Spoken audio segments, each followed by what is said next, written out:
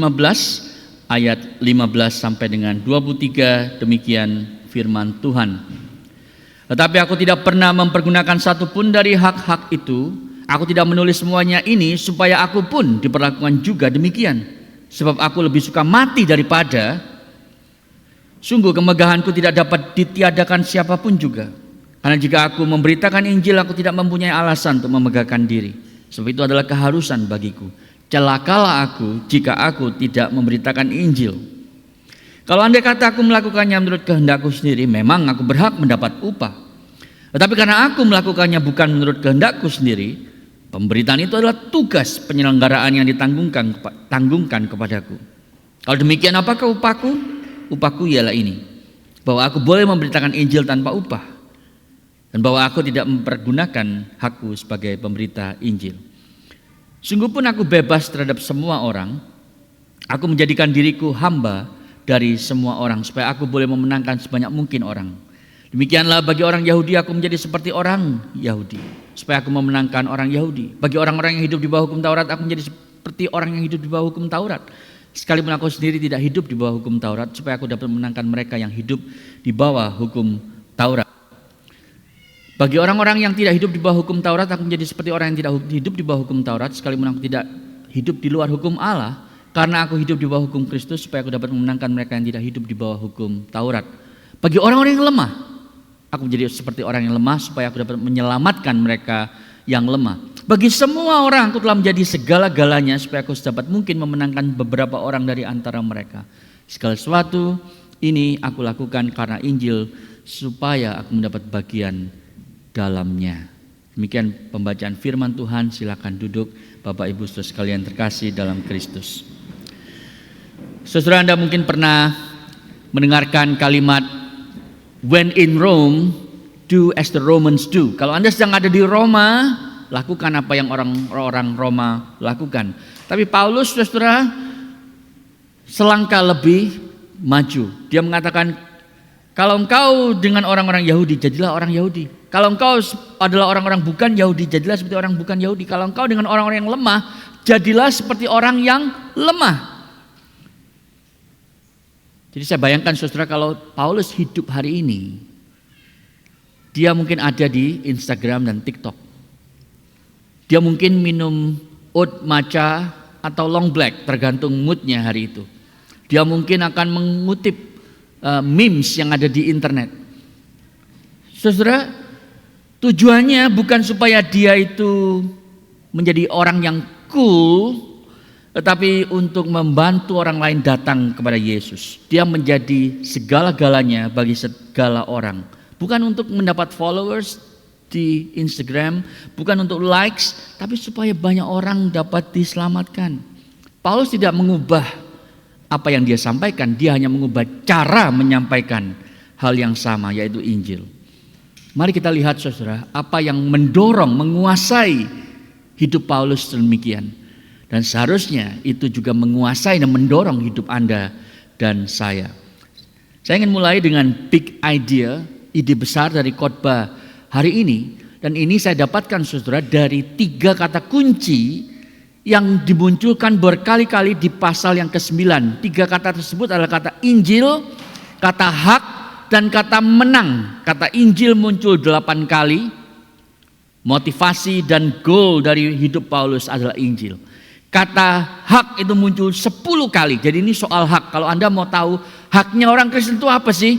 Anda baca 1 Korintus 9. Lalu kata yang ketiga yang muncul 5 kali adalah kata memenangkan. Kata win. Karena itu adalah ambisi Rasul Paulus. Memenangkan sebanyak mungkin orang datang kepada Kristus. Nah, dengan demikian, dari 3 kata penting itu saudara, inilah big idea dari khotbah ini.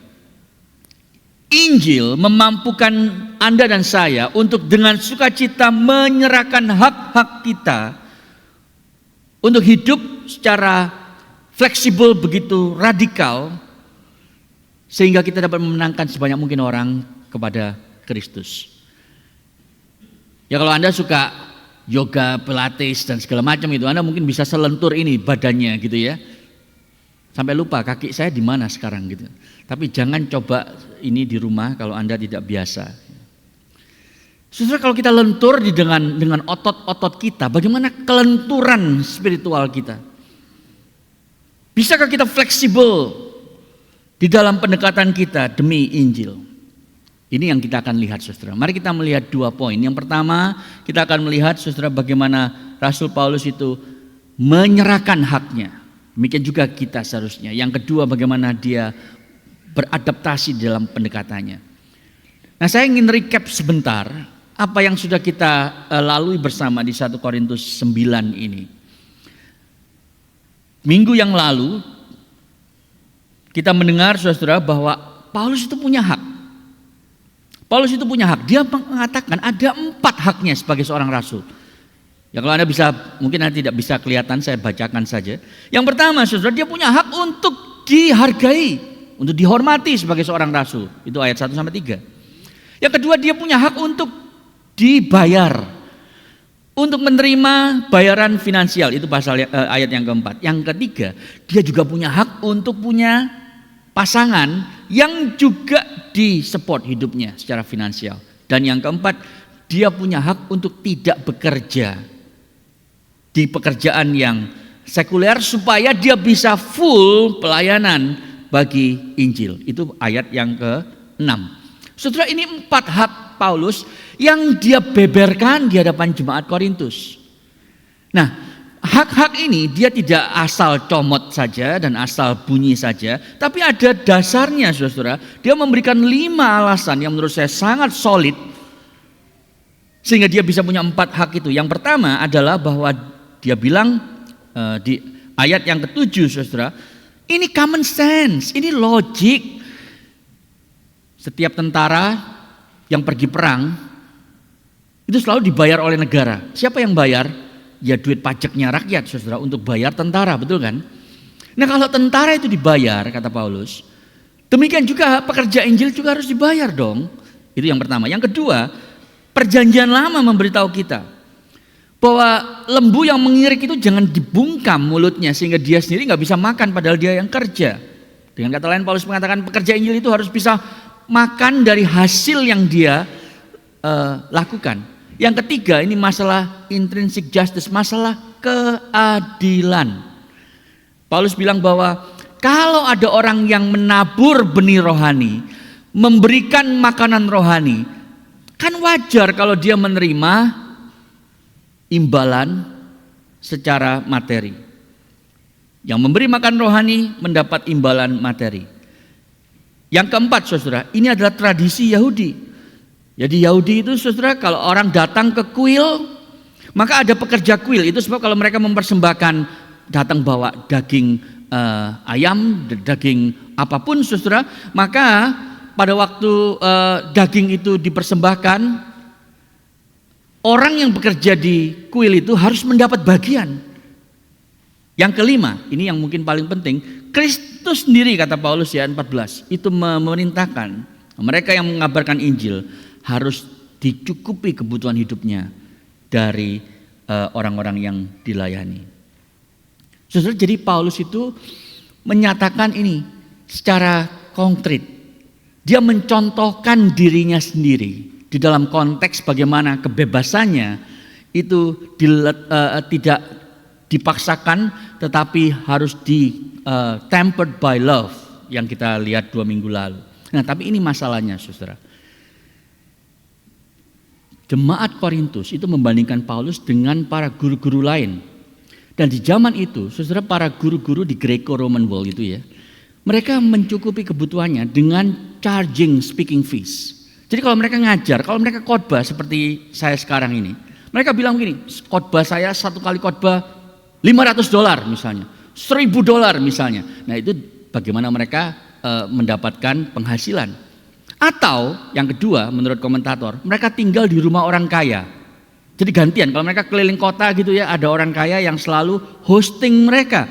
Makannya di cover, tempat tinggalnya di cover, sehingga mereka tidak keluar biaya apapun.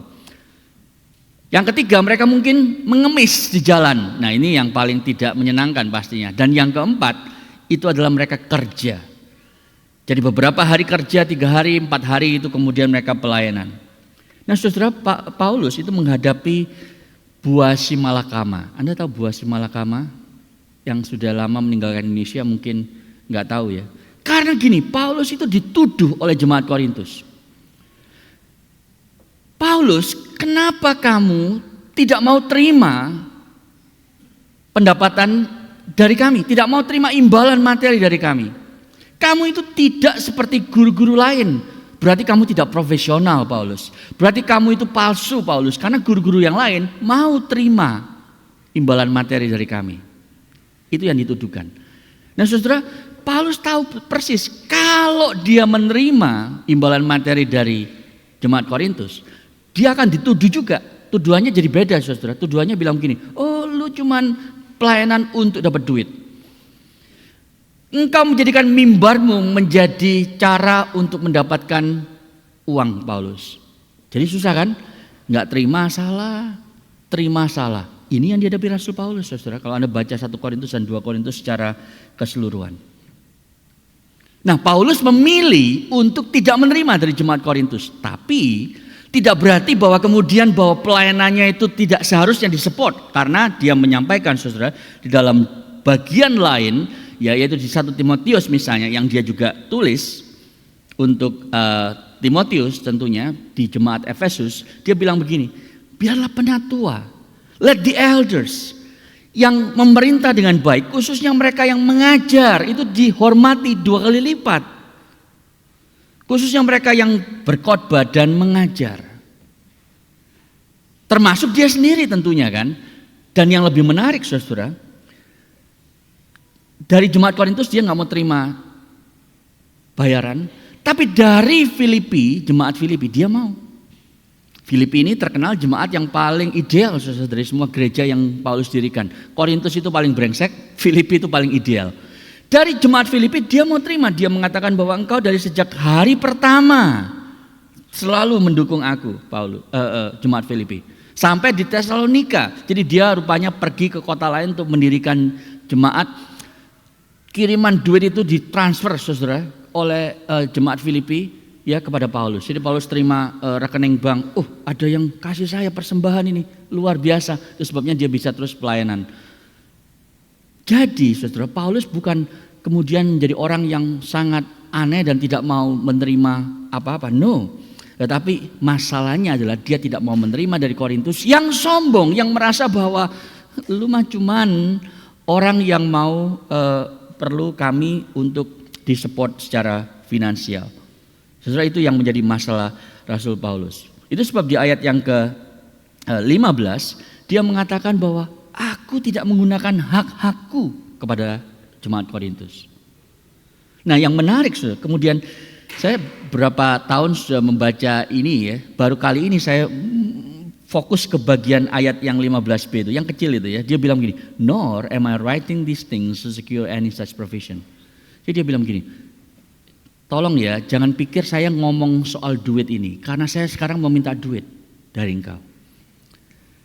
Terus dari kalimat yang kecil itu saya sekarang jadi ngerti, kenapa banyak hamba Tuhan, pengkhotbah, pendeta, itu paling sungkan ngomong soal duit dengan jemaat. Gak enak. Nanti salah ngerti kan, nanti dipikir oh ini ngomongin soal duit nih pasti dia kurang nih bayarannya gitu. Paulus juga merasa begitu kan, itu sebab dia ngomong bahwa aku ini nulis begini bukan untuk minta duit. Jadi untuk apa, saudara? Untuk mengedukasi jemaat bahwa orang yang menanam harus menerima materi dari orang yang dilayani tersebut. Tapi Paulus sendiri tidak memakai hak-hak tersebut. Apa yang dia lakukan? Instead dia kerja. Dia kerja buat tenda.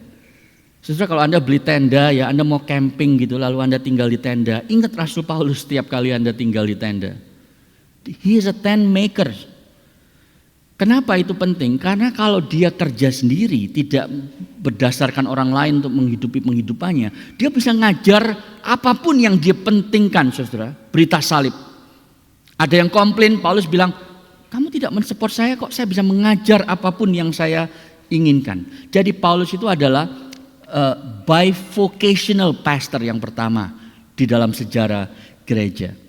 Sudah tahu bivocation? Jadi orang yang kerja misalnya 3 hari di perusahaan, di organisasi, lalu dia 4 hari pelayanan. Itu bivocational, 2 vokasi, saudara. Itu yang Paulus lakukan. Apakah harus selalu begitu? Enggak. Tapi ini mungkin yang ideal. Khususnya kalau Anda bayangkan daerah yang terpencil di desa-desa yang miskin, saudara. Mereka tidak bisa mensupport seorang hamba Tuhan dan keluarganya apalagi. Itu sebab bivocational ini adalah sebuah model pelayanan yang seharusnya baik. Dan waktu ICC ulang tahun kemarin ini yang saya coba sharingkan, dan ini juga pas sekali saudara 1 Korintus 9. Ini yang saya gumuli dulu, dan 20 tahun yang lalu saudara saya memutuskan untuk oke, kalau begitu saya akan jadi bivocational, karena Paulus juga bivocational. Saya tidak menerima bayaran dari gereja karena saya bekerja di universitas. Pengurus gereja memberikan love gift tetapi bukan salary saudara. Kenapa? Karena ada teladan Rasul Paulus. Nah, kalau saya bayangkan, Paulus mengatakan kalau engkau itu menanam, kalau kami itu menanam spiritual things among you, apakah terlalu berlebihan kalau kami mengharapkan hal-hal materi? Jadi kalau saya bayangkan saya berkonsultasi dengan Rasul Paulus, Pak Paulus, kalau saya itu bekerja belasan puluhan jam setiap minggu untuk melayani, untuk mempersiapkan makanan spiritual kepada jemaat, apakah berlebihan kalau saya mengharapkan bayaran finansial? Dan Paulus berdasarkan ayat 11 yang dia tulis, dia akan mengatakan menurut saya, oh enggak, itu fair. Itu hakmu sebagai seorang pastor, itu tanggung jawab jemaat untuk mengcover. Tetapi itu juga hakmu untuk terima atau enggak. Saudara, itu yang Paulus ajarkan kepada jemaat. Dan kalau Anda perhatikan di ayat yang ke-15b, for I would rather die than have anyone deprive me of my ground for boasting. Di dalam bahasa Inggris itu nggak kelihatan. Kalau Anda perhatikan bahasa Indonesianya, saudara, sangat luar biasa karena itu kalimat yang tidak selesai. Jadi Paulus ini sekarang sedang emosional, saudara, nulis suratnya. Dia tidak bisa menahan emosinya karena di dalam bahasa Indonesia kalau Anda perhatikan ayat 15b itu kalimatnya nggak selesai. Dalam bahasa Indonesia bunyinya begini, sebab aku lebih suka mati daripada titik. Nggak ada terusannya. Dia lagi emosional, saudara. Karena dia dituduh oleh jemaat Korintus, kalau terima salah, kalau nggak terima salah. Dan Paulus bilang, sudahlah, daripada saya dituduh punya motivasi yang salah, saya nggak pernah mau terima financial payment dari kalian jemaat Korintus. Itu yang dia katakan. Jadi saudara, ini sesuatu yang saya kira sangat personal bagi Paulus. Dia mengatakan, aku lebih baik mati daripada memberikan engkau amunisi untuk menyerang aku dan mempertanyakan motivasi hatiku. Lalu dia tambahkan di ayat 16, celakalah aku kalau aku tidak memberitakan Injil. Woe to me if I do not preach the gospel. Lalu kalau begitu, apa yang menjadi reward Rasul Paulus? Saudara, Paulus mengatakan di ayat 17, kalau ini adalah karepku dewe, gitu ya, orang Jawa bilang. Kalau ini adalah kehendakku untuk memberitakan Injil, aku layak mendapat bayaran. Karena ini inisiatifku untuk jadi full time pastor misalnya. Tapi Paulus bilang, masalahnya aku ini dulu adalah seorang yang menganiaya Yesus, menganiaya jemaatnya. Tapi kemudian dia datang dan memanggil aku untuk menjadi pemberita Injilnya. Itu sebab aku gak perlu dapat bayaran dan aku gak pernah bisa dapat bayaran, kata Paulus. Aku hanyalah seorang steward, seorang penata layan, seorang oikonomos yang tidak punya hak, tak hanya punya tanggung jawab. Terjemahan The Message itu sangat baik. Dia bilang begini, if it was my own idea, then I expect some pay. But since this is not my idea, but something that is entrusted to me, why would I expect to get paid, kata Rasul Paulus. Jadi apa rewardnya? Ayat 18. Kalau gitu reward saya apa, kata Paulus. Reward saya adalah saya bisa mempersembahkan Injil free of charge, gratisan Saya bisa memberitakan Injil tanpa engkau harus menanggung biaya apapun, jemaat Korintus. Itu adalah rewardnya. Sehingga dia tidak usah khawatir tentang keinginan jemaat, ekspektasi jemaat dan seterusnya. Pokoknya saya memberitakan Kristus yang tersalib, kata Rasul Paulus. Saudara, minggu lalu kita melihat di ayat 12, Paulus bilang begini. Karena ayat 12 dan 15 itu sama. Dia mengatakan bahwa we have not made use of this right, but we endure anything. Kasih yang bertahan dalam segala hal. Saudara, ini sebuah statement dari seseorang yang hatinya sudah dikuasai oleh Kristus. Hatinya sudah diubah oleh Injil Kristus Yesus. Karena dia tahu Yesus berkorban bagi saya. Sehingga sekarang apa yang saya lakukan bagi dia, ini bukan untuk reward, tetapi hanya untuk dia yang sudah mati bagiku. Nanti dia akan tulis di 1 Korintus 13. Love endures all things. Anda masih ingat itu ayat itu? Dan love that endures all things inilah yang menjadi dasar mesin pelayanan Kristiani itu, saudara, dibangun. Tanpa itu kita tidak akan bisa berguna bagi kerajaan Allah. Jadi apa yang Paulus katakan di bagian yang pertama ini, karena Yesus Kristus dan Injilnya dia meletakkan hak-haknya. Dan ini yang memungkinkan dia untuk melakukan poin yang kedua yang kita akan lihat, yaitu adapting his approach. Ayat 19 sampai ayat yang ke-23. Jadi kalau kita kembali ke big idea, saudara, karena Injil itu enables, ya, memampukan Paulus untuk secara sukacita menyerahkan hak-haknya supaya dia hidup secara fleksibel dengan begitu radikal. So, radikal itu bukan hal yang negatif. Radikal itu maksudnya dari kata radix, akar. Ya, jadi sampai mengakar itu fleksibel supaya dapat memenangkan sebanyak mungkin orang kepada Kristus. Nah, mari kita lihat, saudara, ayat 19 dan 22 terlebih dahulu. Paulus bilang, meskipun aku ini orang bebas, aku ini bebas. Dia bukan lagi budak, ya. Dia orang Roma, dia bukan budak. Itu maksudnya. Tapi aku membuat diriku menjadi pelayan. Supaya aku bisa memenangkan sebanyak mungkin orang. Ini gak gampang, saudara. Amin, terus terang aja. Semua sel dalam tubuh kita itu memberontak. Kalau ada orang yang menuntut Anda untuk melakukan sesuatu dan Anda bilang, "Hei, tunggu dulu, kamu siapa?" "Saya orang yang sudah bekerja keras bertahun-tahun. Saya punya ini dan itu. Adalah hak saya untuk bagaimana saya memakai waktu saya, bagaimana saya memakai uang saya, apa yang saya lakukan di weekend. Itu hak saya. Siapa kamu menyuruh saya melakukan A, B, dan C? Aku punya hak untuk menggunakan hak-hakku." Saudara, itu attitude orang modern.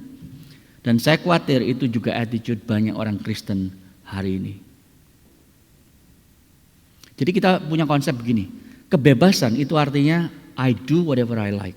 Itu bebas. Semakin Anda sukses dalam hidup ini, sebagaimana dunia definisikan, kita semakin merasa bahwa kita punya kebebasan lebih banyak. Kita punya akses, kita punya fasilitas, kita punya segala macam. Dan tidak ada orang yang bisa memberitahu saya apa yang saya harus lakukan. Tapi saudara tahu, kalau itu konsep kebebasan kita, I do whatever I like, sebetulnya kita sedang dipenjara. Kita dipenjara oleh keinginan hati kita untuk memakai hak-hak kita. Coba pikirkan lagi, ya.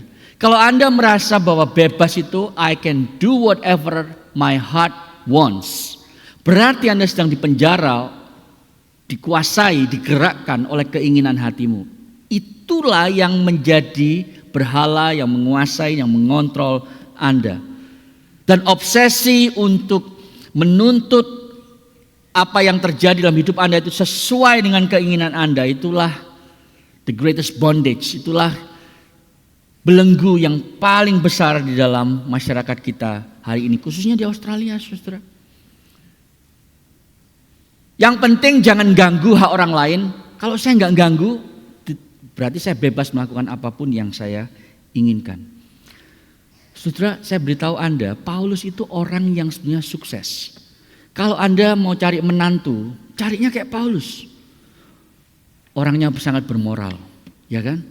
Orangnya itu kaya, saudara. Orangnya terpandang di masyarakat, pemimpin agama.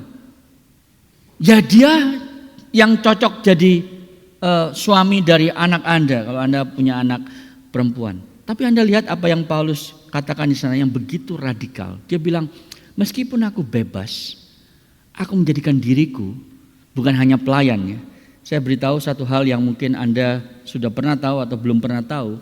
Kata servant yang ada di sana, in fact di seluruh Alkitab Inggris, kalau di Indonesia itu pelayan, itu perlu dicoret di tip X, Anda masih tahu tip X, dibuang saudara.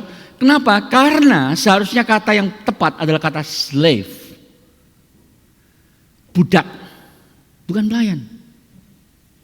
Konsep kita pelayan kalau Anda dari Indonesia adalah asisten rumah tangga yang bisa datang, apalagi sekarang bisa harian gitu ya, terus dia pulang sendiri. Kalau tinggal di rumah Anda, tiba-tiba pulang kampung nggak balik lagi. Itu konsep kita, saudara. Jadi kita mikir bahwa aku menjadi asisten rumah tangga bagi engkau. No, bukan itu yang Paulus lakukan. Dia bilang bahwa aku jadi budak. Dari semua terjemahan Alkitab, jarang sekali yang pakai kata budak. Itu sebab John MacArthur menulis dalam bukunya Slave, judulnya, ini sebuah cover up of biblical proportion katanya. Karena kata Greek yang dipakai adalah doulos, seharusnya budak tapi jadi pelayan. Diperhalus. Karena nggak enak kan ngomong kepada orang modern hari ini, apalagi karena sejarah yang gelap di abad yang ke-16-17 itu perbudakan yang sangat-sangat kejam. Lalu dibilangin, jemaat jadilah budak bagi sesama. Kan gak enak saudara. Pelayan lebih halus, lebih sopan, lebih politically correct. Tapi yang dimaksud sebetulnya adalah doulos, budak. Budak itu apa sih? Budak itu adalah seorang yang tidak punya hak apapun untuk dia tuntut. Jadi waktu kita jadi Kristen, kita menjadi budak Kristus. Bukan hanya menambahkan Yesus dalam hidup saya, menjadi aksesoris. Kalau kepepet baru cari Yesus, bukan itu maksudnya. Tapi menjadi budak Kristus adalah kita menyerahkan seluruh hidup kita. Prioritas hidupmu, besok Senin mau ngapain, Yesus yang punya otoritas menentukan. Bukan engkau sendiri. Tidak ada agenda hidup kita lagi, Anda cuma bertanya, Yesus, sekarang saya sudah jadi milikmu karena engkau sudah menebusku dengan harga yang mahal di atas kayu salib. Apa yang kau mau lakukan? Apa yang kau mau aku lakukan dengan hidupku? Yang tersisa 30-40 tahun, mungkin 10 tahun, mungkin 5 hari. Apa yang kau ingin lakukan Yesus? Itu seorang budak saudara. Complete surrender, complete submission kepada Tuhan kita yaitu Yesus. Tapi dia tidak hanya berhenti sampai di sana. Kalau Anda lihat di sana, a slave bukan to Christ ya kan? To all. Di bagian lain di 2 Korintus dia bilang gini, diri kami ini menjadi budakmu demi Kristus. Wah, waktu saya tahu ini saudara, waduh kalau begini jadi Kristen susah banget ya. Siapa yang tahan? Melayani Kristus itu indah. Karena Yesus itu kuat dan baik. Yesus itu lembut dan rendah hati, ya kan? Tapi melayani orang menyebalkan saudara. Karena dia bisa nusuk Anda dari belakang, menggosipkan Anda minimal, sehingga nama Anda tiba-tiba jelek, reputasi Anda hancur. Ternyata diomongin oleh sahabat saya sendiri, dihianati. Itu melayani orang. Tapi setelah lihat Rasul Paulus, dia bilang bukan saja aku menjadi budak Kristus, aku menjadi budakmu demi Kristus. Dan ingat ya, dia ngomong sama jemaat Korintus yang notabene adalah jemaat yang paling menyebalkan dari semua jemaat yang dia dirikan. Jemaat yang menuduh Rasul Paulus mata duitan.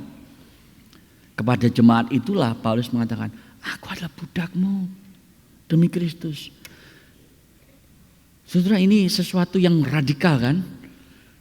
Mengubah akar berpikir Rasul Paulus dan seharusnya kita. Tujuannya apa? Ada tujuan besarnya. Dia bukan orang yang cari penderitaan, seorang masokis. Tidak, ada tujuan besarnya, yaitu untuk memenangkan sebanyak mungkin orang bagi Kristus. Paulus bilang, I want to win more. Aku ingin memenangkan lagi banyak orang. Semakin banyak, semakin banyak. Itu yang selalu ada di pikirannya. Saudara, kalau dia jalan-jalan di Athena gitu ya, di tempat-tempat yang ramai, mungkin kalau dia di Melbourne hari ini, dia melihat kerumunan orang banyak, dia selalu berpikir, aku ingin memenangkan sebanyak mungkin dari mereka, sebanyak mungkin dari mereka, sebanyak mungkin dari mereka bagi Kristus. Itu yang selalu ada di benaknya. Jadi kuantitas itu penting, saudara, di dalam gereja. Kualitas penting tentunya, tapi kuantitas juga ada di Alkitab. Di dalam Wahyu, Rasul Yohanes itu melihat ada sekumpulan besar orang banyak dari suku, bangsa, bahasa yang berbeda-beda. Itu sedang ada di hadapan tahta Allah. Sekumpulan besar orang banyak yang tidak terhingga jumlahnya. Jadi waktu di Kejadian kita diberitahu, beranak cuculah, penuhilah bumi. Kuantitas kan. Di akhir Alkitab kita diberitahu sekumpulan besar orang banyak yang tidak terhitung jumlahnya. Itu sebab Paulus, dia mengatakan bahwa aku ingin berkontribusi sebanyak mungkin untuk menemukan bagian dari sekumpulan besar orang banyak itu bagi Kristus. Dan dia ingat, Yesus itu pernah bilang, ikutlah aku akan menjadikan kau penjala manusia. Saudara, Anda harus menjala orang. Jangan jala ikan hanya untuk penghasilan dirimu. Jala manusia dari mana? Dari lingkungan Anda tinggal. Dari kampus, dari tempat kerja, dari tempat-tempat di mana Tuhan menempatkan Anda. Mereka yang seeker, agnostik, skeptik, ateis, postmodern dari berbagai macam agama. Saudara, kita perlu untuk memenangkan mereka bagi Kristus. Dan untuk itu Anda perlu jadi seekor chameleon yang bisa berubah warna sesuai dengan daun atau pohon yang dia hinggapi. Seorang bunglon, seekor bunglon. Ya. Taunya dari mana, saudara? Mari kita lihat apa yang Paulus katakan. Dia bilang gini, bagi Yahudi aku jadi seperti orang Yahudi. Bagi orang yang hidup di bawah hukum Taurat, aku jadi orang yang hidup di bawah hukum Taurat. Dan seterusnya. Jadi gini saudara, dia itu fleksibel sekali, tapi hanya dalam hal budaya loh. Karena dalam hal moral dan doktrinal dia tidak kompromi. Jadi jangan salah ya. Paulus itu tidak kemudian bilang, oh kamu ini ya berjudi supaya aku bisa memenangkan para penjudi-penjudi ini bagi Kristus. Aku sekarang juga ikut berjudi. Aku ikut mabuk-mabukan ya, karena cuma bisa ngomong kalau lagi mabuk nih orang-orang nih. Kalau gitu saya juga mabuk deh sama mereka. No. Dia tidak kompromi dalam hal moral, saudara. Dia mengingatkan jemaat Korintus, jauhilah imoralitas seksual. 1 Korintus 6:18. Dia mengajarkan doktrin kebangkitan orang mati misalnya. Tapi di bidang kultural, di bidang budaya, dia sangat-sangat lentur.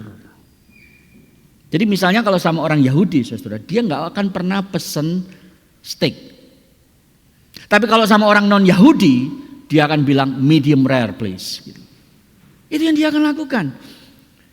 Jadi dia ini seperti bunglon, tapi bukan orang yang pelin-pelan, bukan orang yang tidak punya prinsip, tapi justru saudara, dia punya prinsip yang sangat jelas, sehingga dia bisa sangat fleksibel, tapi tidak berkompromi.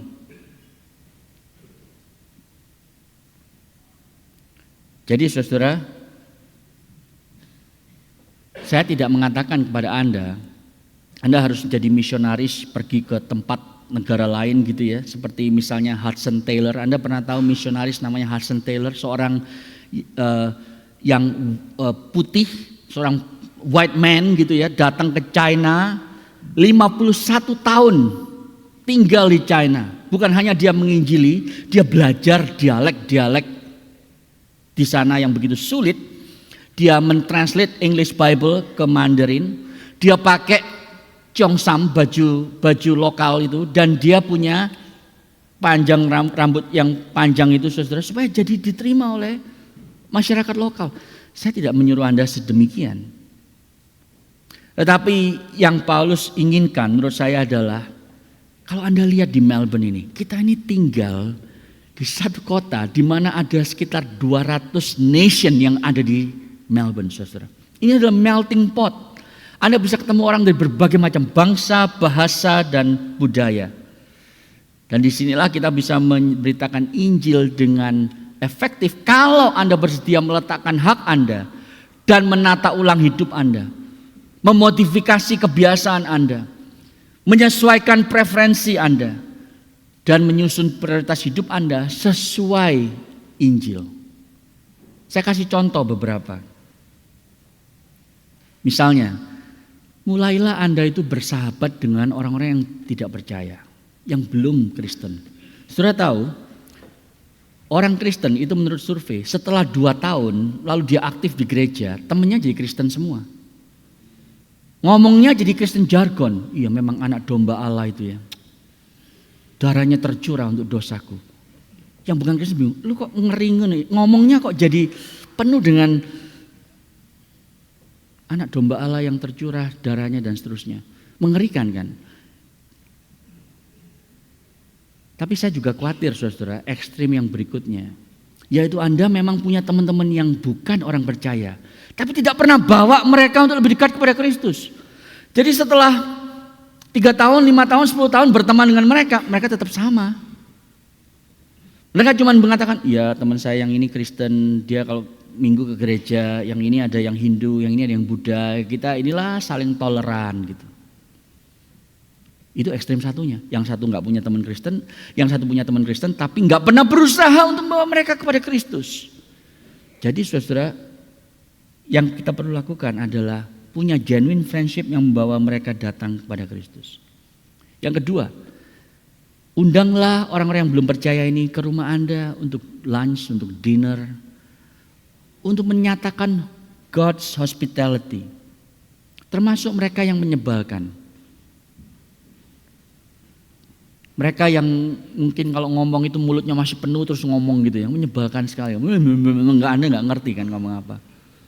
Atau kalau makan bakmi itu ribut sekali kan.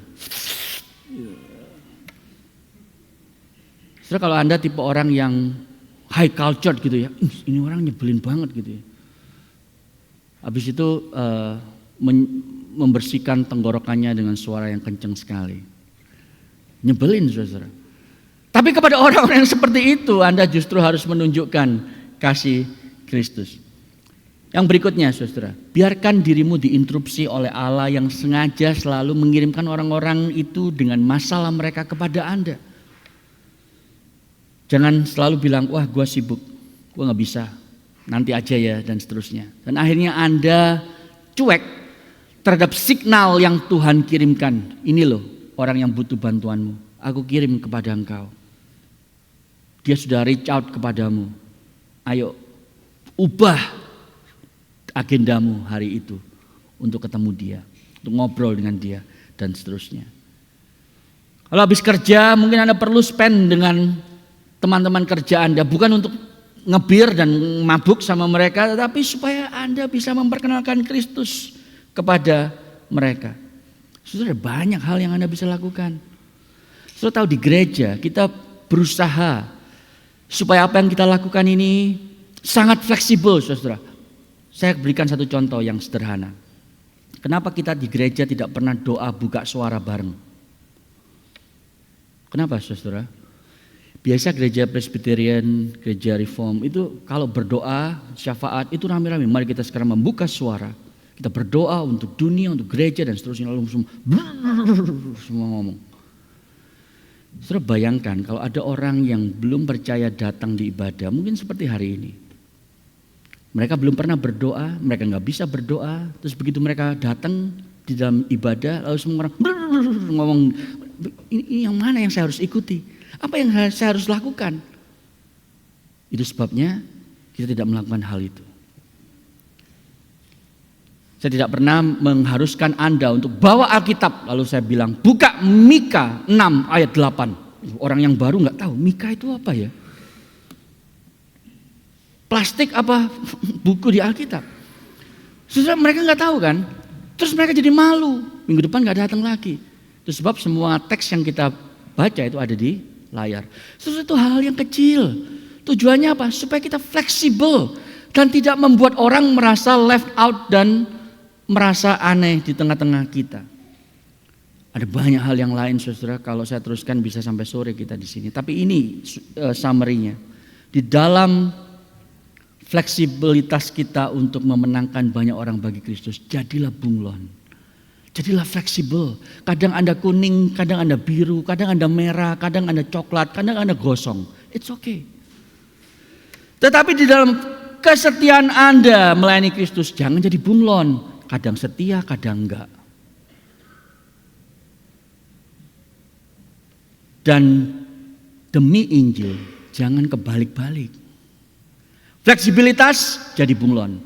Kesetiaan jangan jadi bunglon. Terus setia. Justru karena setia Anda fleksibel.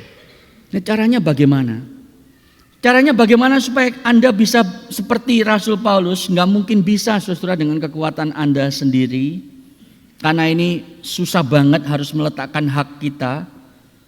Tetapi dengan melihat kepada Kristuslah Anda dimampukan. Dengan datang kepada Kristus. Lihat saudara apa yang Yesus lakukan. Dia itu beradaptasi. Dia meletakkan haknya. Meninggalkan surga yang mulia. Dia adalah penguasa seantero jagat ini. Meletakkan haknya lalu datang menjadi. Apa yang Paulus katakan di Filipi tadi. Menjadi budak. Bukan hanya pelayan, menjadi doulos, taking a form of a slave. Lalu mati di atas kayu salib bagi kita. Semakin Anda mengerti ini, semakin ini menguasai hati Anda. Kalau juru selamatku sudah meletakkan haknya, menjadi budak dan mati bagiku, maka sekarang aku mau menjadi budak Dia. Budak Kristus, bahkan budak orang lain demi Kristus Yesus. Hanya itu saudara, kekuatan yang memampukan Anda untuk menjadi orang yang aneh, gila, unik. Itu yang dunia akan katakan tentang kita pada waktu Anda meletakkan hak Anda dan melayani orang lain. Ini slide penutup saya yang terakhir. Sangat natural bagi kita untuk menggandoli, memegang dengan kuat-kuat hak-hak kita yang tidak bisa direbut orang lain. United Nations Declaration of Independence itu bilang begini, setiap manusia punya hak untuk 3 hal. Life, liberty, and the pursuit of happiness. Wah, lalu ada filmnya kan. Semua orang punya hak untuk hidup, untuk bebas, dan untuk mengejar kebahagiaan. Itu tidak bisa diambil oleh siapapun secara paksa atau secara sukarela. Tapi tahu Anda bahwa hanya ada satu kekuatan di dunia ini. Secara supranatural mengubah Anda. Untuk menjadi orang Kristen yang meletakkan hak-hak tersebut secara sukarela dan secara sukacita. Bagi orang lain. Kekuatan itu adalah Injil Kristus Yesus. Dia yang datang menjadi budak, meletakkan haknya dan mati bagi Anda. Hari ini saudara saya ingin bertanya, apa hak yang Anda pegang, yang Anda jaga hari ini yang membuat Anda tidak bisa fleksibel melayani orang? Oh, saya nggak bisa datang kalau Minggu pagi karena hari Sabtu malam kerja dan Minggu pagi capek, nggak bisa bangun pagi. Itu sebab nggak bisa ke gereja. Saya nggak bisa datang di 2 ibadah karena banyak hal. Ada banyak hal lain yang kita selalu pikir itu hak saya. Jadi saya nggak bisa, saya nggak bisa. Itu terus saudara. Anda tidak tahu, saya tidak tahu berapa panjang kita hidup di dunia ini. Mari belajar seperti Paulus karena Kristus Yesus. Meletakkan hak kita untuk bisa melayani orang lain. Mau Anda seperti itu? Mau Anda belajar minta kekuatan dari Tuhan. Mari kita tunduk kepala, kita berdoa.